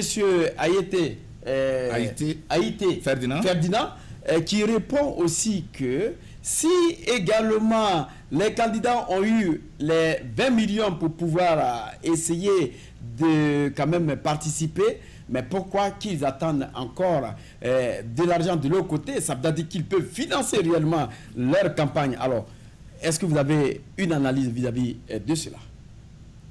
Non, vous savez, pourquoi il y a cette euphorie, cette affaire de cet argent? C'est fort, même qu'il l'a fait en 2015. Parce que vous avez vu, il y avait des candidats satellites qui avaient participé, c'est comme le candidat du net, Jerry Tama, qui avait empoché plus de 75 millions, 20 millions, même il n'a pas, aujourd'hui, on est bien informé, il n'avait même pas payé les 20 millions de caution.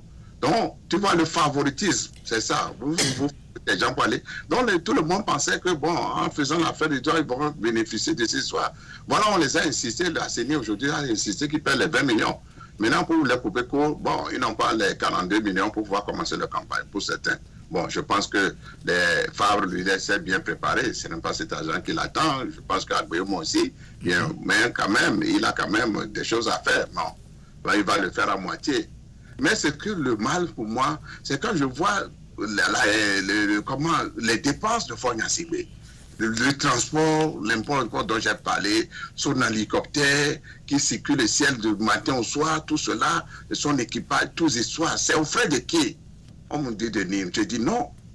Voilà, il y a deux poids, deux mesures. Mais Marcel, on nous dit que l'hélicoptère affrété par le président a été quand même un support de UNIR. C'est UNIR qui lui a prêté cette... Écoutez, aujourd'hui, on peut le dire parce qu'aujourd'hui, les gens cherchent à savoir cette affaire. Pourquoi depuis longtemps, c'est pourquoi les gens cherchent à savoir. Ils veulent nous cacher le soleil avec le doigt.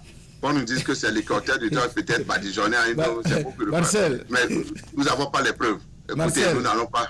Marcel, oui. Je voulais ajouter qu'on dit souvent que qui travaille à l'hôtel vit de l'hôtel. Donc, soyez sûr que le gouvernement utilise les moyens de l'État. Fogna Sibé utilise les moyens de l'État. Soyez sûr. Non, je ne dis pas que c'est une raison, mais soyez sûr qu'il utilise les moyens de l'État. Non, c'est pour cela qu'il va falloir qu'on change cette constitution pour permettre que tous les candidats au processus électoral doivent soient à part d'égalité. Voilà. Tu ne dois pas utiliser le matériel de l'État pour en faire ton truc personnel. C'est aujourd'hui, il a en avance sur les autres. Non. Ouais. Ça, normalement, Ford doit prendre une voiture. Pourquoi hier, avant-hier, il devait aller à Taï? Il dit que oui, il y avait le brouillard. Ils ont tourné tout autour de la montagne parce qu'il n'y avait pas foule. Il s'est aperçu que le peu de temps, il ne s'est pas déplacé, il y avait foule. Donc il a fait semblant qu'il y avait le brouillard, il est reparti. Et le lendemain, tu le vois faire un autre meeting à l'État. Avec l'import à l'État. À 2 km de la montagne. Vous vous rendez compte? Donc tout cela, c'est le matériel de l'État. Vous croyez que si c'est que Ford était venu en voiture, il va repousser chemin en route? Sachant que la route de Daï n'est pas une route bonne, parce que l'impôt ne va pas les arranger, parce que la route est gâtée, c'est une route montagneuse, donc ils ont peur qu'il y ait des accidents. Donc ils ont dit, bon, on ne peut pas, monsieur le Président, la route n'est pas bonne, on ne peut pas convoyer les gens là-bas, donc vaut mieux, on va changer de camp. Ce n'est pas sérieux. Il faut que, doit falloir que, c'est pour cela que je dis, si jamais Agbeomo gagnait, il faut revoir notre constitution là. Un chef d'État qui va être 2 mois avant les élections, il doit se départir de son poste. Voilà. Pour ne pas utiliser le matériel de l'État, les biens de l'État. D'accord, merci donc Marcel. Alors Yves Kenao, est-ce que vous voulez quand même intervenir parce qu'on n'a plus... Non, tout ce que je veux dire, Marcel a raison. Marcel a raison parce que tout ce qui se fait, les préfets, les voitures des préfets, ce sont les voitures du gouvernement. Les ministres qui se déplacent pour aller soutenir le candidat sortant, ce sont le matériel du gouvernement. Même les fonds alloués. On ne va pas me dire quand même que le ministre qui se déplace va dire que l'argent là, le carburant, c'est son argent, son carburant. Tout ça là, c'est mis sur le dos du ministère. Quelle solution vous proposez? Voilà, c'est ce que dit Marcel a raison. Voilà, la solution, c'est de dire que tous les candidats doivent partir sur le même pied d'égalité et que chacun, qu'on joue à un jeu fair, un jeu juste, que le fair play joue. Donc forcément, il faudrait qu'on intègre dans la Constitution. Voilà, c'est là que je dis aussi, si tout le monde était à la table où on révisait la Constitution, l'opposition parlementaire allait soulever ce problème-là. Voilà. D'accord, on ne va pas revenir. Pourquoi est-ce que les... Non, je ne reviens pas, mais je voudrais dire que si les gens étaient là au Parlement, on pouvait arrêter cet abus. Si les conditions étaient quand même réunies, je pense que tout le monde serait à table. Alors, on va repartir avec nos amis de Facebook. Mouvement Oseni, le messager qui dit, si ce n'est pas fraude, toi-même, tu peux battre fort dans les urnes. Voilà. Messan, qui répond à M. Oseni, il dit, je suis désolé par votre réaction à l'endroit de Yves Kenao. Il est libre de soutenir qui il veut. Nous ne pouvons pas tous regarder dans la même direction, c'est-à-dire nous aimer.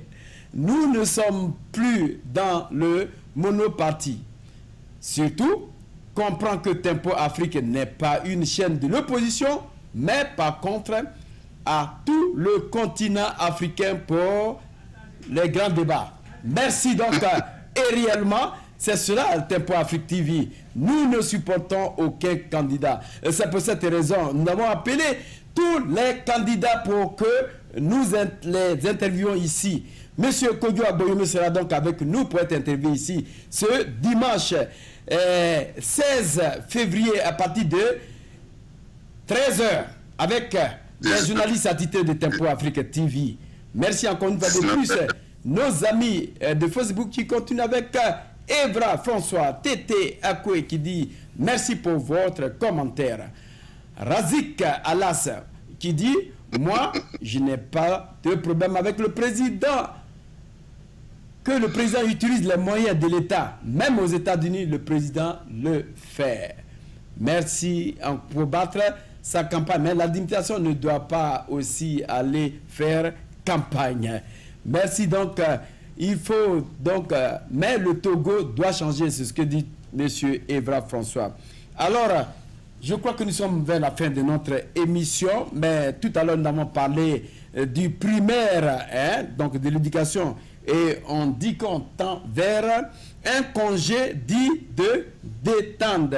Et depuis quelques jours, une information circule sous le manteau de certaines autorités. Elle fait état de ce que le gouvernement envisagerait de libérer les élèves du primaire et du secondaire du 22 février au 3 mars 2020 pour un curieux congé de détendre.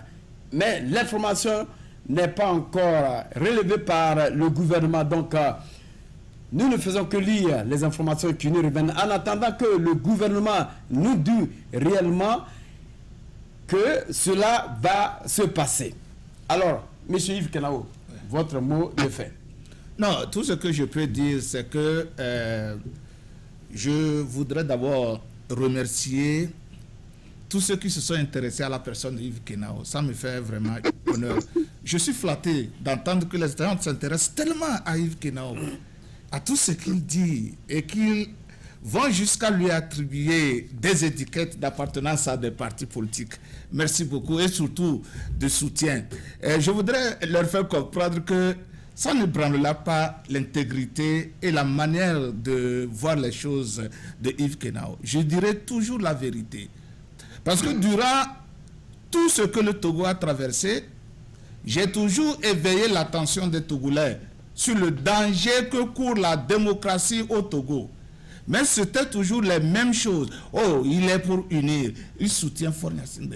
Et aujourd'hui, les faits sont là. J'arrive, c'est toujours mon message, vous m'avez permis de dire. Oui. Les faits sont là. De la campagne qui... Les faits sont là. Et durant cette campagne aussi, Yves Kenao n'a pas changé. Il éveille toujours l'opposition togolaise de regarder le jeu que l'adversaire joue. Imaginez que si nous tous, on était restés à la maison, où serait le candidat est resté à la maison, Monseigneur Kodro est resté à la maison. Force seul serait là. Et c'est ce que tous les déplacements de M. Aboyome, on voit réellement Monseigneur Kodro. Et c'est un plus. Et c'est ce que Yves Kenao a toujours dit. Et quand il le disait, on disait que non, il veut ceci, il veut cela. Non, je ne veux rien. Je veux tout simplement que le peuple togolais vive en paix. Et c'est cette paix-là que je souhaite à tous les Togolais durant cette campagne. Quelle que soit leur couleur, quelle que soit leur appartenance politique.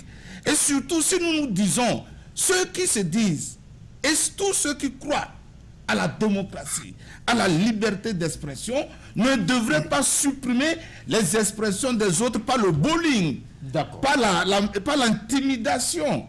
Yves Kenao est libre de s'exprimer. Et je continue par m'exprimer. Et surtout, comme quelqu'un l'a dit, Tempo Afrique TV n'est pas une télévision de l'opposition. C'est une télévision panafricaine. Et quand quelqu'un disait d'amener, de faire un débat de choses... D'essayer d'interviewer un peu les candidats sur leur programme d'action. Mais si on était à Tempo Afrique TV ici, une télévision d'opposition, comment allons-nous recevoir l'autre camp? Nous sommes ici, nous parlons quand ça ne va pas. On veut vraiment recevoir le président de la République. Mais c'est ce que j'ai dit. Voilà, on a toujours lancé des appels. Donc je veux faire comprendre aux Togolais que Tempo Afrique ne serait rien qu'une télévision 100% opposition. Si les opposants font quelque chose de mal, nous allons le dire. Si UNIR fait quelque chose de mal, nous allons nous dire. Je voudrais tout simplement dire aux Africains, et surtout aux Togolais, de ne pas penser que Tempo, c'est le canal de l'opposition. Si aujourd'hui Bawara appelle la direction de Tempo Afrique TV et souhaite être intervenu dans le grand débat, nous allons le recevoir. Nous n'allons pas dire que c'est... Nous aurons besoin aussi de Christian Turmois. Christian Turmois, voilà. Donc c'est pour dire que mon souhait pour le peuple togolais, c'est que ce peuple-là connaisse la paix, connaisse l'alternance. C'est pourquoi, depuis cette campagne, j'ai appelé les Togolais à les voter. Et là encore, j'ai été mal compris. Les gens ont interprété tout ça là. Yves Kenao, c'est l'homme complet. Merci. C'est l'homme complet. Donc je vous en prie, gardez vos idées à vous. Gardez vos sentiments à vous. Vous n'allez pas m'intimider, vous n'allez pas me faire taire. Je continuerai pour le bonheur du Togo et pour le bonheur du continent africain. Merci. Alors, bonne chance à tous les candidats à ces élections 2020. Pour intervenir sur cette histoire de congé, je préférerais que le gouvernement dise qu'ils veulent que les enfants restent à la maison durant la période des élections. Je me remercie. Mais Loïc, est-ce que ça signifierait qu'il y aura quelque chose qui devait inciter à ce que les apprenants restent chez eux pendant et après le vote? Voilà. Si par exemple, le débat n'est pas relancé, mais si par exemple, Froy Yassingbe prenait le pouvoir, voilà. Est-ce que les gens vont sortir dans le... Voilà, je pense que c'est un sondage si M. Agboyome ou bien M. Frère prenait le pouvoir et qu'il réclamait la vérité des urnes, est-ce que quelque chose va sortir là? Voilà, c'est ce qu'ils veulent, c'est ce qu'ils ne veulent pas. Puis ils envoient les enfants. Merci encore de plus. Voilà, merci beaucoup pour m'avoir donné l'occasion de m'adresser à ces téléspectateurs-là. Merci Yves Kenao. Et je crois que la vérité, c'est ça. Tempo Afrique TV et l'expression est de liberté. Donc la parole est libérée. La parole est libérée. Vous nous envoyez le message, on les lit. Mais si ce sont des messages qui sont un peu mal placés, de grâce, on ne pourrait pas les lire. Merci à nos amis de Facebook. Alors Marcel, votre mot de fin? Oui, mon mot de fin, c'est pour dire à nos amis, pour mon ami Yves Kenao, que les auditeurs ont voulu le clouer, le crucifier ce soir. Mais pour vous que c'est parce que je regrette que Kenao n'a pas condamné qu'aujourd'hui la pauvreté est vraiment immense dans le Nord, que le peuple du Nord du 61 souffre plus que les gens. C'est ce que vous allez voir, que les gens travaillent encore là-haut. Voir que la terre du Nord, c'est une terre qui donne beaucoup, surtout en matière d'igname, d'histoire, de tubercules, de maïs, qu'on peut exploiter à des hectares, mais fort ne le fait pas. Vous voyez, aujourd'hui, on nous dit que oui, et en 2020, ou bien ça commence en 2020, après 2020, il va faire ceci, il va faire ceci. Le PND dont on nous parle, cette affaire de peine de 15 000 francs, du PND là. Donc c'est une farce. C'est pour tromper le peuple. 15 000 francs, qu'est-ce qu'on peut faire avec 15 000 francs? Ça, on nous dit que c'est le genre de social. Comment on peut vivre avec 15 000 francs au Togo? Aujourd'hui, même il y a, comment ça s'appelle-t-on? Agome a dit qu'il va monter le truc, alors le mot m'échappe là. Le SMIC. Pardon? Le SMIC. Mais comment faut qu'il nous dise qu'il est économiste? Il ne peut pas savoir que 35 000 francs au Togo depuis des années, que c'est insignifiant, qu'il ne peut pas augmenter le SMIC. Il n'en parle jamais. Dans son mythe, lui, c'est que le PND. Le PND, déjà, c'est un échec pour lui, qu'il ne comprenne. Que le PND et son FNFI ou bien FMI, le prêt de 30 000 qui donne aux femmes l'histoire, c'est un échec total. C'est un échec, il doit comprendre qu'il doit retourner en arrière, se reposer pour 15-5 ans et revenir. Pour le peuple togolais aujourd'hui, c'est l'alternance, c'est Agboyome, qui nous permet, Agboyome nous a fait beaucoup de promesses, dit que quand il va venir, il va tout rétablir, l'économie, il va chercher de l'argent, il va permettre à la diaspora de venir investir. C'est ce qu'on ne fait pas, on n'ouvre pas la porte à la diaspora. Vous voyez, la diaspora a beaucoup d'opportunités de venir investir. Nos voitures, nos camions, nos conteneurs que nous envoyons. Aujourd'hui, nous sommes surveillés. Entre-temps, on nous a dit que oui, les gens de la diaspora étaient les pros de PNP. On nous fouillait jusqu'aux os. Vous voyez, on nous taxait. Ce qui fait que vous allez voir qu'il y a beaucoup d'abandon au port. Donc, ça ne peut pas évoluer. Donc, je voulais revenir sur le cas de des élèves qu'on veut congédier. Mais c'est le moment là où il faut congédier les élèves. Parce que comme il sait qu'il est en train de les utiliser pour ces meetings, donc il ne veut pas les congédier. Ce serait après le 22 qu'il va les congédier. Oui, parce que peut-être une manière de récompenser les professeurs, les enseignants. On leur dit, bon, vous avez bien, je vous ai bien utilisé, bon, reposez-vous pour un moment. Tout cela, c'est une perte encore pour l'État. Pourquoi pas ne pas actuellement, ici en Europe, on est en congé de Saint-Valentin. Il y a un congé d'une semaine dans toutes les écoles. Pourquoi ne pas emboîter les mêmes pas? Ce serait qu'après le 22, parce qu'on va pouvoir utiliser ses enfants. Vous voyez, c'est injuste, ce n'est pas bon. C'est méchant d'utiliser les mineurs comme ça pour des campagnes, pour des meetings. Demain, s'il arrivait quelque chose aux enfants, qui serait responsable? Voilà quelqu'un sous son règne qui a brûlé les marchés, qui a été complice des marchés, qui a été méchant avec les femmes. Aujourd'hui, on nous dit qu'à la veille des élections, on nous dit qu'on a posé la première pierre au grand marché. Je sais si ce projet-là va aboutir. Il ne le fera jamais. Merci, du moment où l'hôpital que lui-même il a voulu donner au peuple, ils ont pris l'argent des affaires sociales, mais qu'ils n'ont pas utilisé cet argent, les 17 milliards, on ne sait pas là où c'est parti. Je sais qu'ils sont rentrés dans les affaires de campagne. Merci, et les 22 milliards pour les marchés, je sais qu'ils l'ont utilisé pour les campagnes. Et demain, on dit que oui, l'argent est parti ici, tel ministre a détourné tel argent, tel ministre a détourné tel argent. Il y a un détournement énorme. Tout le monde veut remplir la poche, surtout qu'ils savent qu'ils vont partir. Tous, ils sont en train de se remplir la poche. Voilà le système aujourd'hui. Ils sont en train de décapiter le pays. Et je condamne ça. Je suis contre. Merci Marcel Kodié depuis votre position. Merci encore une fois de plus pour tous ceux qui ont pris part à cette émission. Razik Alas de Facebook qui dit « Moi, je n'ai pas de problème avec le président. Pour que le président utilise les moyens de l'État, même aux États-Unis, le président utilise le Air Force One pour faire campagne. Mais l'administration ne doit pas être vide pour aller faire campagne. » Merci Razak. Evrad François Tété Akoué qui dit « Mais le Togo doit changer également. C'est pour cette raison. Le Togolais prend aujourd'hui l'alternance. » Evrad François qui dit encore « Merci beaucoup. » Razik Azak, fort ne viendra jamais. Fort ne viendra jamais. Tempo, il veut dire sous tempo. Voilà, d'accord. Mouvement au CENI, le messager pour dire la liberté de Paka Yassimbe. Effectivement, M. Abouyme déplore cela et qu'il ferait libérer tous les prisonniers politiques dès sa proclamation. Merci encore de plus. Feli qui parle aussi, qui dit que parlant d'invitation, seuls ceux que vous avez censés viendront sur votre chaîne s'exprimer et c'est dommage. Razik Alas, il dit que PND est une poudre aux yeux. Je pense qu'il y a encore d'autres messages qu'on doit lire. S'il n'y a plus de messages, je pense.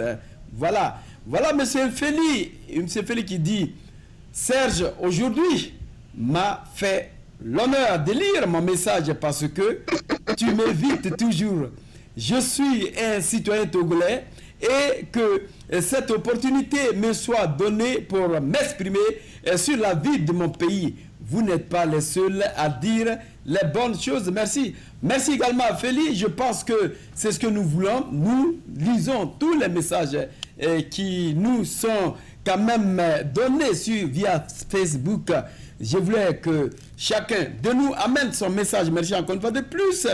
Le parti, sinon la CENI, au nom d'un parti d'opposition ex-parlementaire, ce parti a ses... Voilà. On nous signale qu'on n'a plus le temps, mais ici on nous dit que l'heure est grave. UNIR est en train d'acheter les électeurs à coût de centaines de milliards. Nous n'avons pas ces informations, mais nous lisons exactement ce qui nous parvient.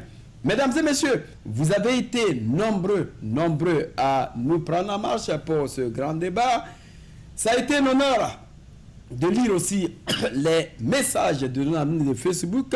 Merci aussi à nos amis de panélistes, Yves Kenao, sans tu vas oublier Marcel Kodié et Monsieur Gabriel Adona qui était avec nous.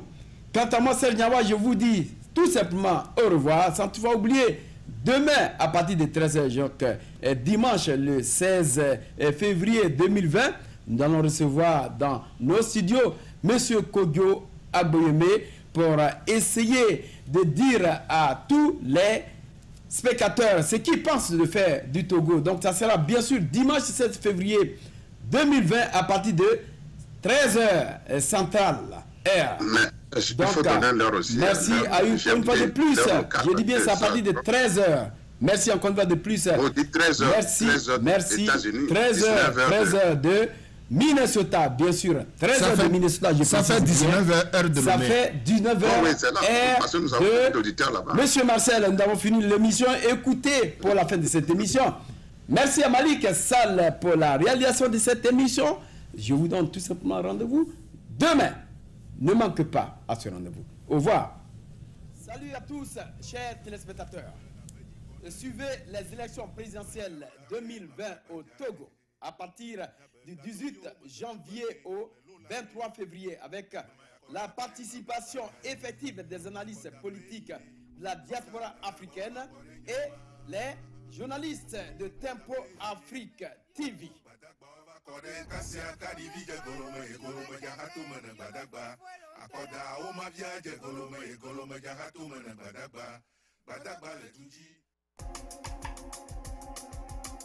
Nous voulons la paix.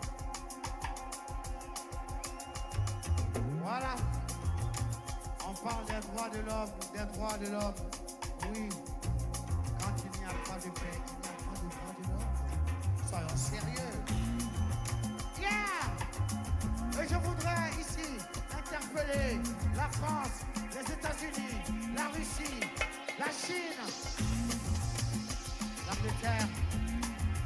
Ils sont les 5 membres permanents du Conseil de sécurité des Nations Unies. C'est eux qui doivent amener la paix. Mais malheureusement, ce sont les 5 qui sont les plus grands marchands d'armes sur la terre. Mon frère Sarkozy, tu dis que l'Afrique n'est pas entrée dans l'histoire. Et je voudrais te donner une chance unique pour entrer dans l'histoire pour l'éternité. L'abolition de la guerre sur la terre. Yeah! Abolir la guerre sur la terre.